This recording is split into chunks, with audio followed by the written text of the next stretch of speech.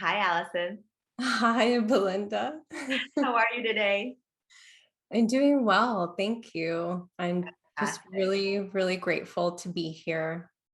Thank you. I'm grateful to be here with you as well. And I'm sure every day is wonderful because you're in Maui, right? I am. Yes. I mean, look at me. I'm bundled. It's cold in Oregon. Yeah, I have the ceiling fan on and the window open to allow a breeze. Lovely, lovely. All right. I will start with your bio. And I want to say that I'm here with Alison Elsberry with Embodied Brilliance. And the website is embodied-brilliance.com. Yeah. All right. Alison Elsberry is the creator of Embodied Brilliance and Brilliant and Barefoot, and is devoted to creating educational experiences that empower children to honor and nurture their body as sacred. As a former pediatric occupational therapist and craniosacral therapist, she was inspired to create a new earth way of caring for our future light leaders so they feel at home in their body as a divine being and flourish with their gifts, expressing who they truly are. Alison is often lovingly referred to as a kid clairvoyant, a baby child soul whisperer, and a translator of invisible imprints, helping to bridge the gap of communication and consciousness between awakened parents and this next generation of beautiful and brilliant souls. With Mother Mary by her side, she offers a beautiful way to nurture the sacred relationship between a child's soul and body.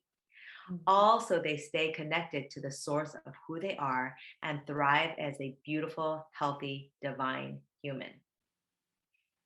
Wow, Allison, thank you. My honor.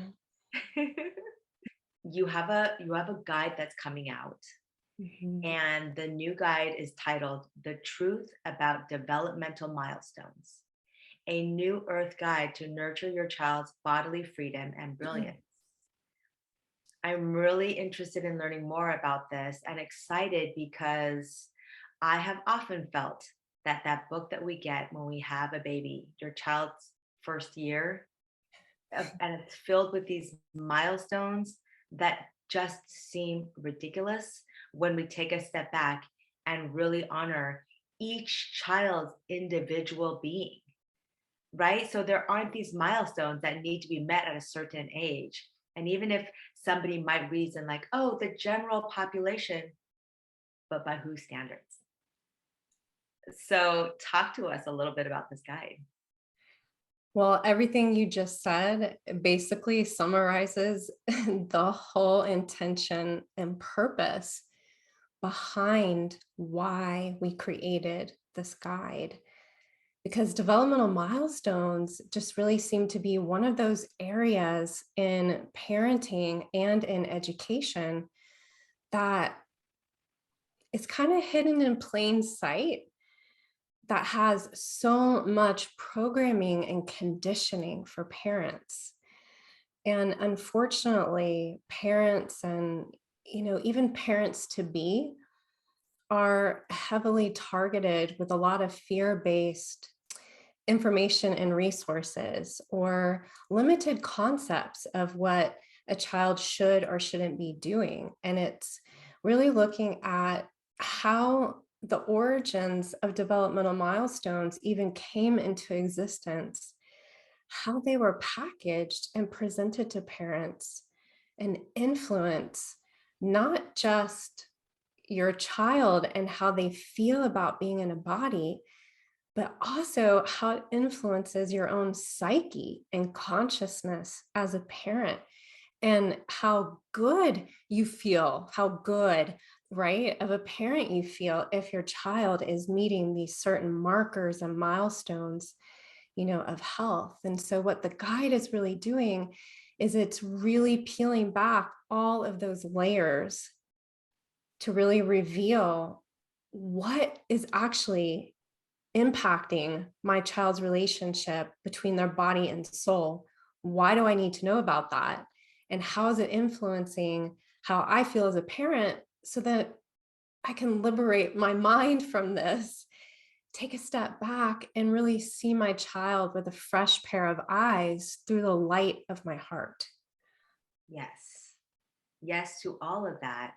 And also because when I think about that book again, going back to the book, Your Child's First Year, Yeah. it really disengages us from viewing our child as their own soul, but more kind of mechanistic.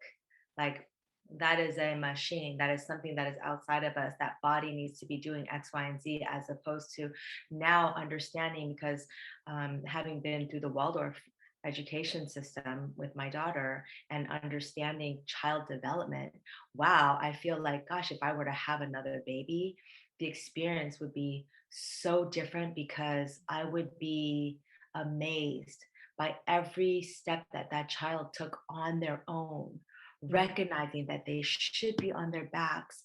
And when they flip over, I just listened to a podcast by Dr. Stanton Hom that talks about the horizon line. When a baby is on his back and then he flips over because he sees something that he has interest in, he has that self will to engage his body to turn, right? And it's, oh, so that's the beginning of this child's will that develops. Wow, as a mother, to look at that and say, oh my gosh, that's fantastic. And these children come with their own will and their own willpower, and we don't have to force them, we don't have to help them, we don't have to do anything.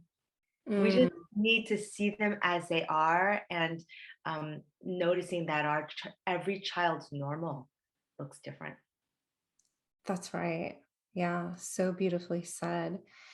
And yes, each child does have their own will and they have their own way, right? And that's really the I think the heart of what developmental milestones does not really nurture.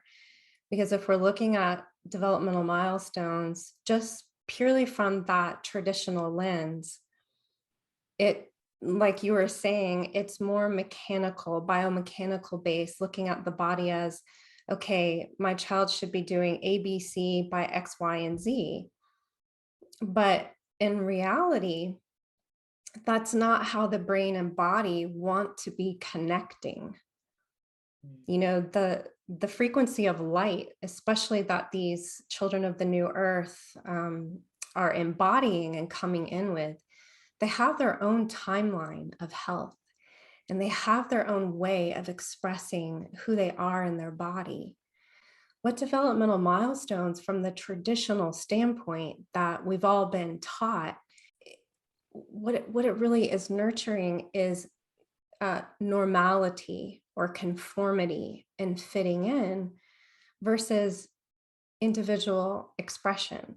It doesn't know how to allow for an expansion of each individual child's soul.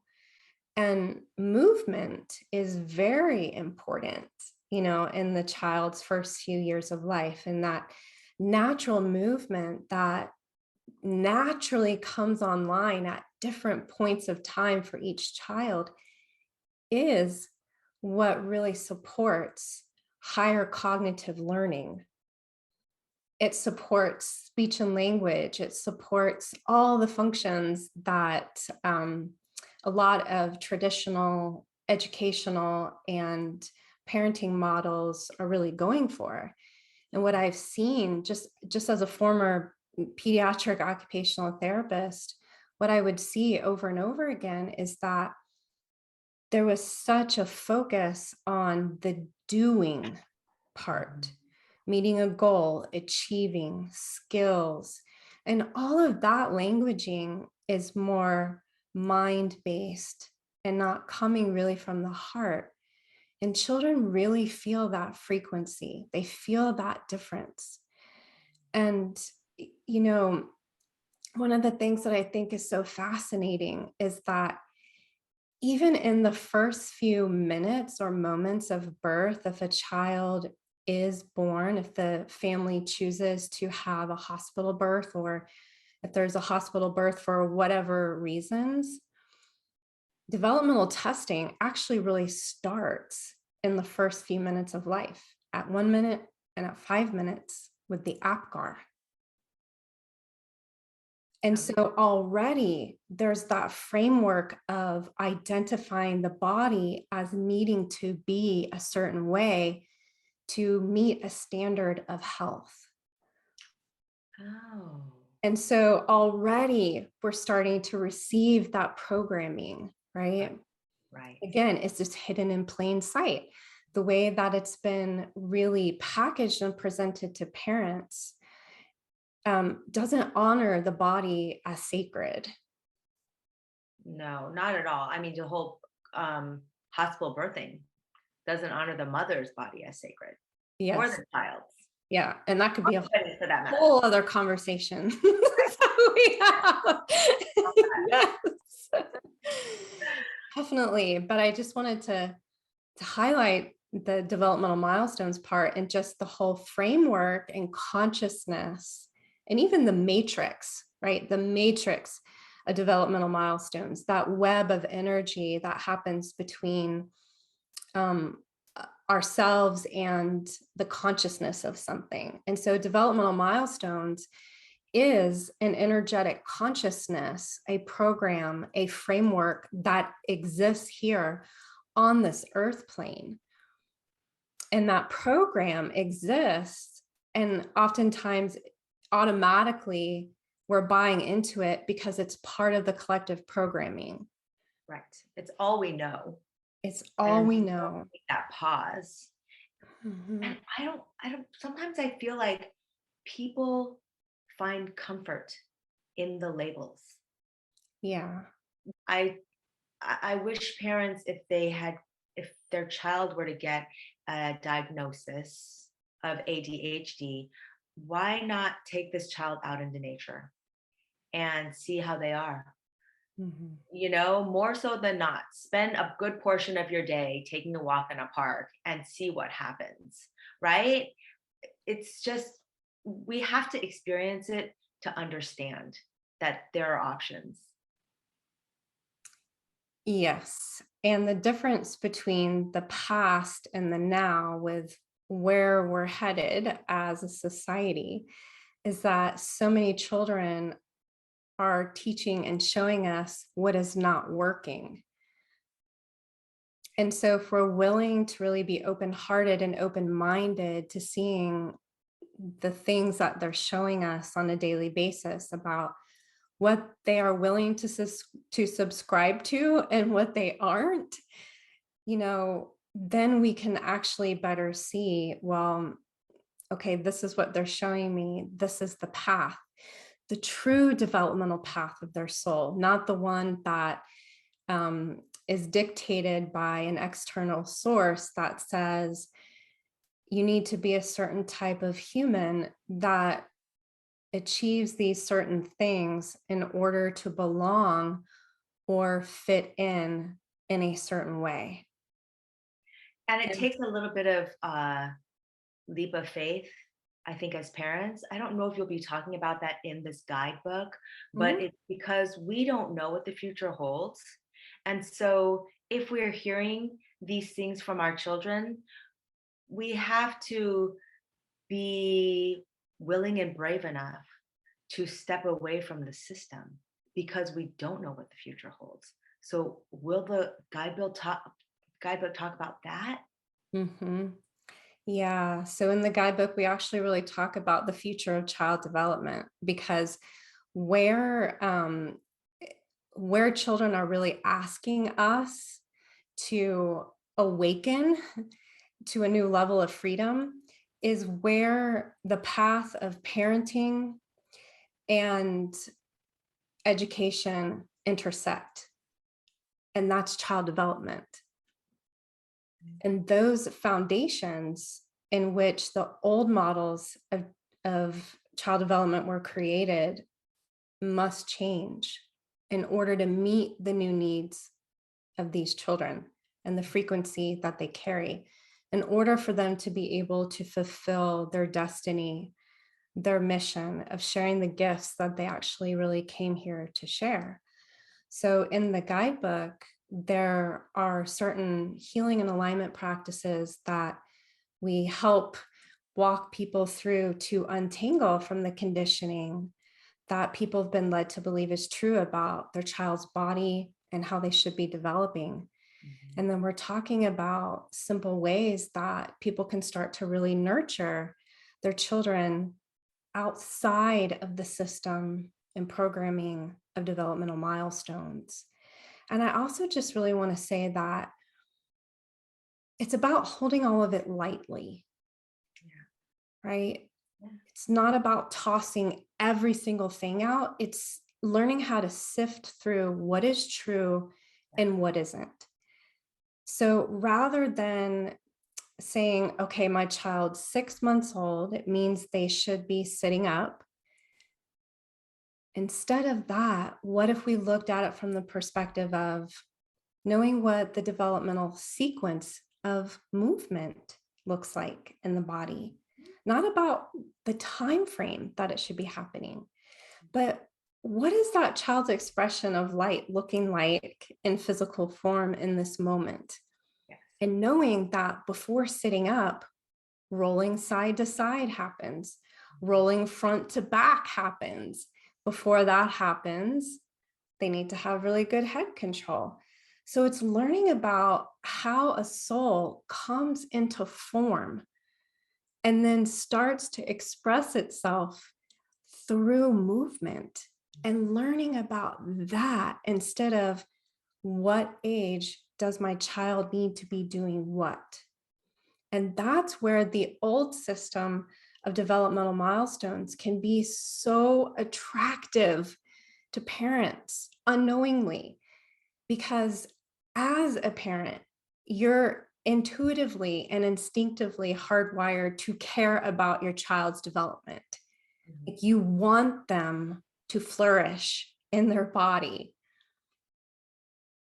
So those systems that have been created really kind of play on that vulnerability of a parent really being, concerned and curious about their child's development. And so it's really about taking a step back and then also being willing to see and say, well, what is my child actually really just showing me right now? Where are they actually just really needing support right now? And going with what is showing up right in front of you and nurturing that instead of thinking that your child has to be or needing to be doing something by a certain age. It's so easy to think that developmental milestones is the marker of health, Mhm. or that your child's health only depends upon if they're meeting those milestones or if they're doing something by a certain age, but it's not. No, not at all. And neither is the success of being a parent is not dependent upon what your child is or isn't doing by a certain age or in a certain way. Yeah, and I think it's very freeing to understand the real developmental milestones as far as movement and where they're at, and not attributing any type of timeline to it, because you are looking for something different. And like nature, and understanding that we're all products of nature, and nature is slow, and nature ebbs and flows, Mhm. and every different sentient being in nature takes its time. That's So right. we can do that with our children. Yeah. Yes. So beautifully said. And I often love to say that love doesn't have a timeline. Right. You Yeah. know, that child's soul with that light, learning to anchor into the body and be an expression of who they truly are, doesn't have a preconceived timeline. So what happens when we are willing to let go of the preconceived timelines? and really allow the freedom of that child's true expression to really show up and show us who they are. And yes, that does take a big evolutionary leap in consciousness as a parent. And I fully see that and have a lot of compassion for that. And it's what children are asking for. Yes. So two things that I want to share. One is I was on Instagram yesterday, and I think the handle was untigering mom, and she showed a video of this Chinese child. She was probably 11-ish, and she was crying and just talking to her father about the pressure of of studying and the grades. And she was asking, what about me? What about my needs? And when do I get to play? I did all my homework. What more do you want of me? Right? And she's crying, and it's like, yes, that's right. Like, whose conditioning is that? Yeah. These children, and it could be very common for a parent to be like, you're 11, you don't know, this is what's necessary, it's what's going to get you ahead in life. But God, this child came with her own wisdom, and we're stifling them. And she's about to burst, or she has burst, right? So as a parent, how do we take a step back and say, oh my gosh, this isn't serving my child? Mm, And this is where the guidebook comes along. yes. Yes. It's one area in child development and in parenting and education that you can start to just really start to take a step back and ask yourself, is this really working for my family? Seeing my child through a lens of needing to do or be something by a certain age or in a certain way, even if it's, coming from a well-intended place, which for most parents, it usually always is. Yes. We have to be willing to look at, is this really working or not? And so that's where the guidebook comes in, and peeling back those layers and really, shining a big bright light on why this model and framework isn't actually serving children anymore. And how do we take a step back from that? And then what's next? And part of that next is unknown. Mm-hmm. And learning how to be okay in the unknown, because there's so much programming that's been on repeat for eons, passed down from generation to generation around, I'm the parent, I know best, and how that feels for the child being a fully advanced, masterful soul, but happening to be in a physical form Right. that is younger in earth years, right? So Right. the brain, is still developing and hasn't fully matured yet, but the soul is trying to say something different, right? So Right. it's about really seeing you and your child as equal level souls. Yes. Yes. And that is a big part of parenting. And I would consider successful parenting is to be able to learn from your child, and also going back to the not subscribing to the programming and having the best intentions. It's also wondering if the best intention that you're trying to bring is that based from fear or not. Yes. Right? Because oftentimes our best intentions are because of fear. And when they're fear based, they're not the best decisions. Exactly. And to take it one step further, children feel that frequency of fear, right? And they can feel where there might be a misalignment, even if their nurturer isn't, or parent isn't fully awake to that. But that's why there's so much opportunity right now to awaken our consciousness on so many different dimensions and so many different levels, because that is the gift of this time that we're living in. And all of the children are requiring this to happen. Yeah. And so that the new world is being created. Now, Yeah. I also, it feels really important to also just kind of presence that it's not about judging or bashing developmental milestones or old models of child development. It's not about making something right or wrong or making anyone or anything right or wrong. It's just, is this working anymore? And has it ever really worked? And okay, what do I need to know about this so that I can change something internally and in the relational space between myself and my child or children so that we can actually create more ease and peace and freedom, not yeah. just individually, but in the whole family unit. And it's very easy to fall into the spell, I guess you could say, of developmental milestones just because it's everywhere. Right. It's what's handed to us, it's what's given to us. So we automatically trust and think, well, this is what needs to be happening. So it's not that parents are doing anything right or wrong. And I just felt really important to presence that. And it's to no fault of anyone. It's just the way No. things have been set up here, and it's a tricky maze to navigate.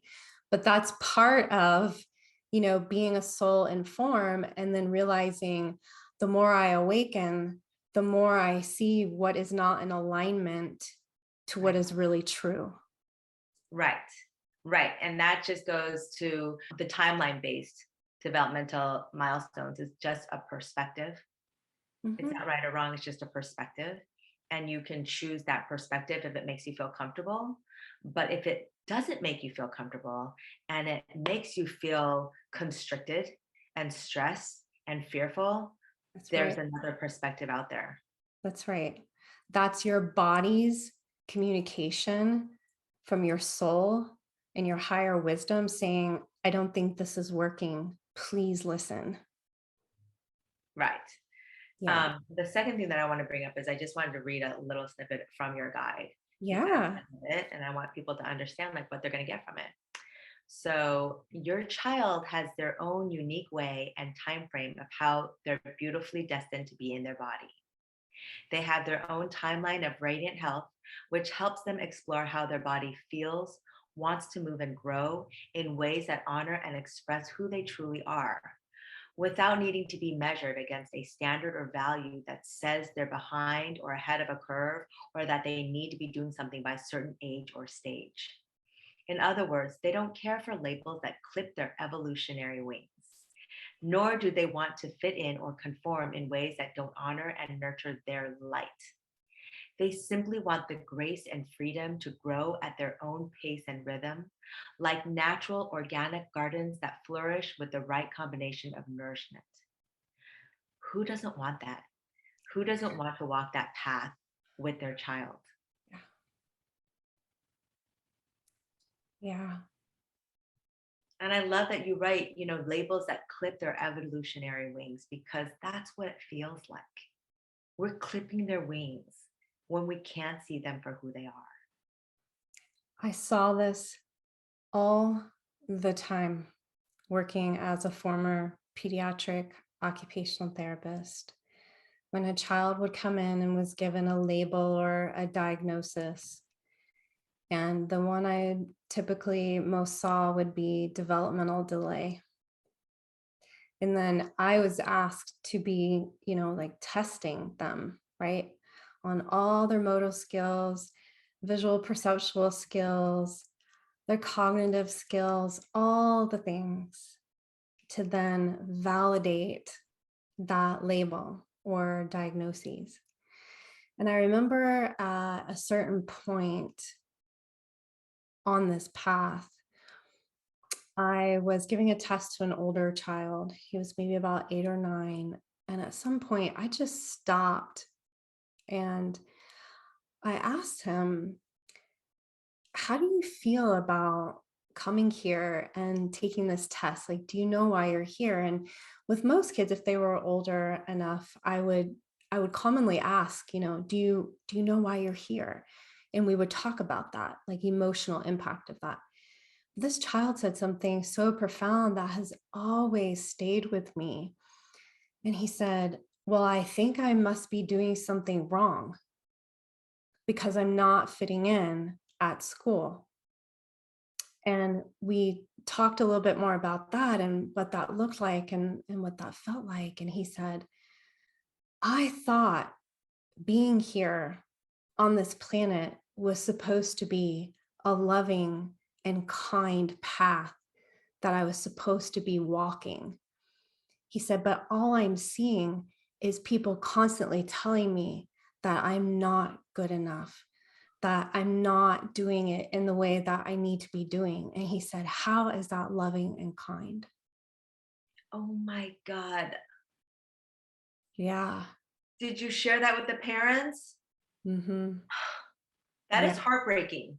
It was. In fact, I remember I just had tears streaming down my face in that moment. And yeah, it was so profound. And that was a real turning point for me, because it was at that moment when I started to more consciously realize, I think that I'm really helping children conform and fit in from this traditional lens, with all the testing and the helping them write their name by a certain age and have a hand dominance and tie their shoelaces and all those things. And I'm not saying that those skills are or are not valid, Mhm.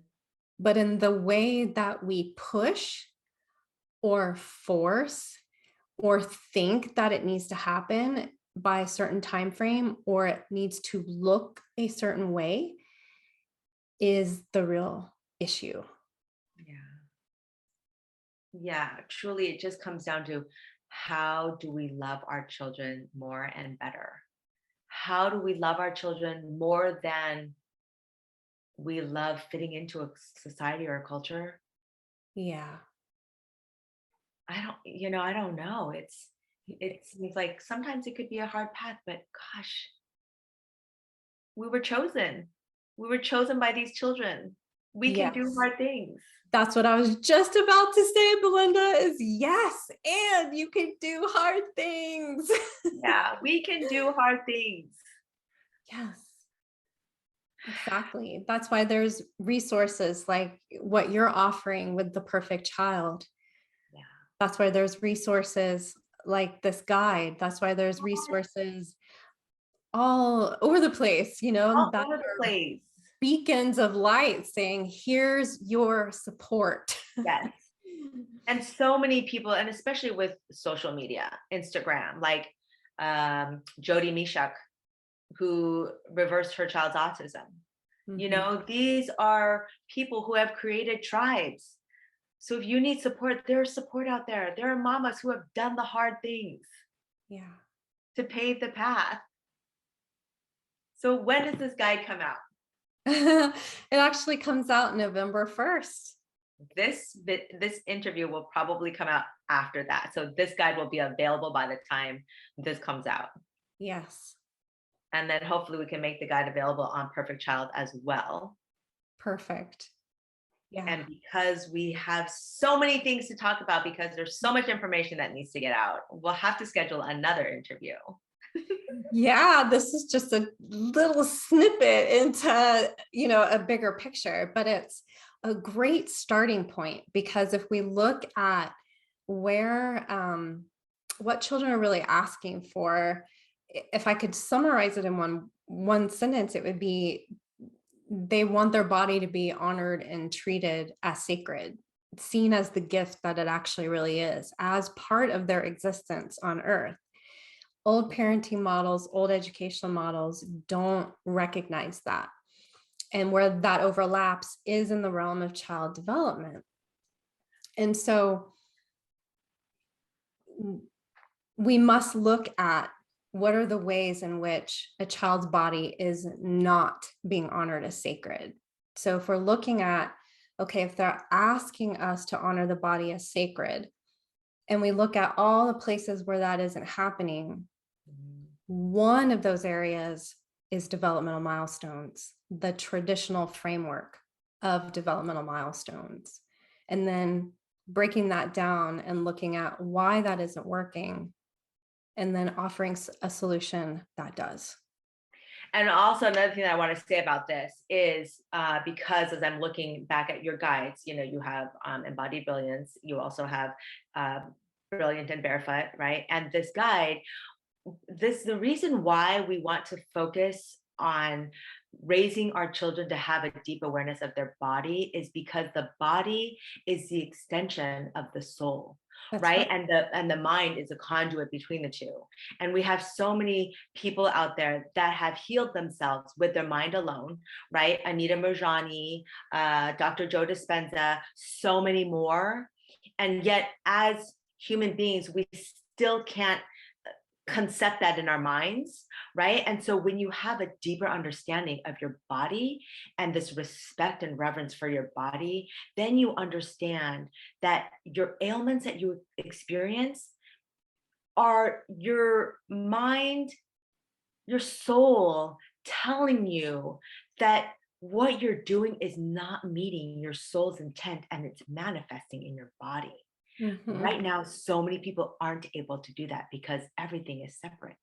Yes, So, that's right. how many pages do you think this guidebook is going to be? Is it going to be just an e-book, or will you get it printed? How do we buy it and gift it to people and get it out there more? Is it a book that people can purchase? What's going on? I love this question, Belinda. How it is in its form right now is it's less than well, it's around, I would say, 15 pages, but it's mostly short written with audios that are taking you through an embodied experience of what it is to be in the body as a soul, and including the body in the learning so that no aspect of you is getting left out. Eventually, yes, it will be in a published, tangible, hold it in my hands book. Okay, I love that. I love that idea of this interactive because so many people are on their phones and on their computers or listening to things as they drive. So it's great to have that audio download of how to be embodied and be able to engage that way. I guess like led meditations and things, because that's how it sits into our body even deeper. Yeah, and people learn in all different ways. Mhm. So I've tried to include different ways of that. Yeah.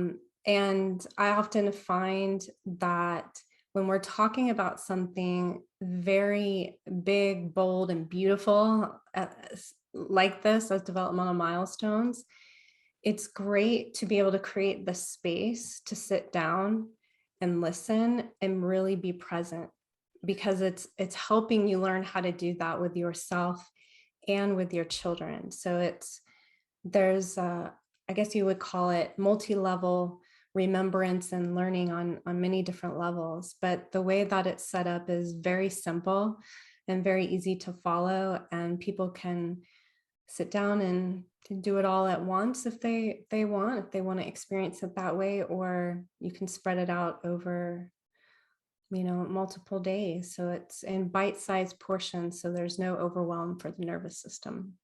That's wonderful. And I'm already thinking, oh man, when it launches, we should totally have book clubs.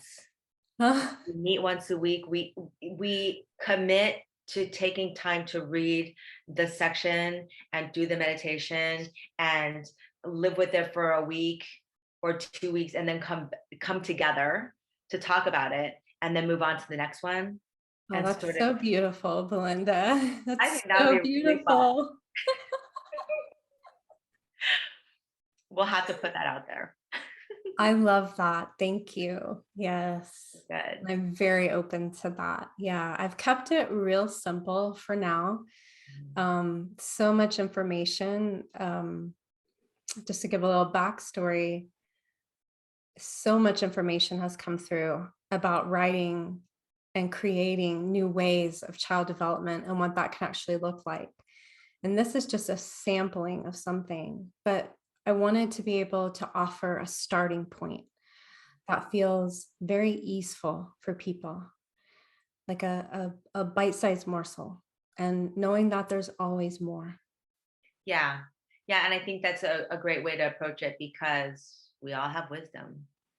And so the bite size will just spark something, Mm, right? And mm. then there will be so many executions and how people take this on. Absolutely. That's the beauty of the guide is I'm just sharing what information I see and that I was given, and people are free to do whatever they choose to do with the information. Yes. This is really exciting.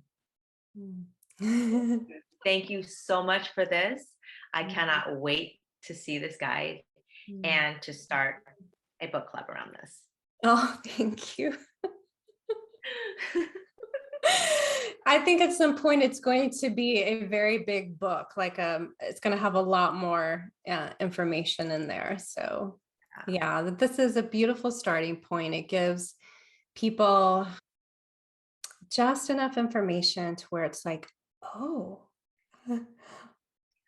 let me sit with this. Wow. Yes. Yeah. How exciting. Yeah. Oh man. Oh, I'm calling in all different types of people for this book club. Takers, parents of newborns, Yeah. parents of like toddlers, and teenage parents. Yeah. All of these all together would just make the conversation so rich. Yeah. Yeah. Okay. Well, we do things really well in community, right? In villages, Yeah. knowing that we're not alone. It fosters and nurtures that true code of belonging. Yeah. Yeah. And what would be great is, we have social media and we have Zoom, right? So we have that capability of touching people no matter where they're at. And then the idea is once we do this, then we also go into our communities and really seek out the in-person interactions because that's really important to always build community and know that it's there as long as we're seeking it and calling it in. Yes, We're not alone and we can do hard things. that's right. That's right. And children trust us to make this decision that, okay, w- we're going to be present to this. Yeah, Mhm. that's exciting. That's what's great. Yeah. Meeting children, truly meeting children where they're at. Yes, exactly. By meeting ourselves where we're at Yes. first. Yes. Yes, that's very important too. Yes.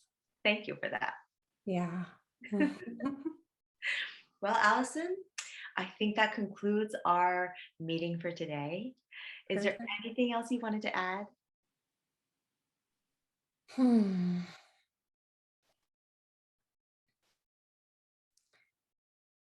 Just how much I really appreciate what you're doing and being and creating as a resource for parents and people who work with children.